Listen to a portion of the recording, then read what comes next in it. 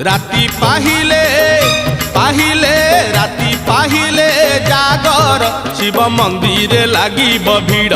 हइलो शिव मंदिर लागिब भीड़ राति पाहिले जागर शिव मंदिर लागिब भीड़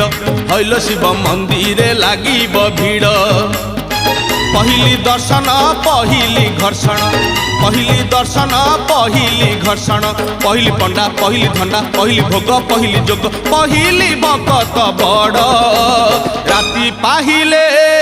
पाहिले राति पाहिले जागर शिव मंदिर लागिब भीड़ हइलो शिव मंदिर लागिब भीड़।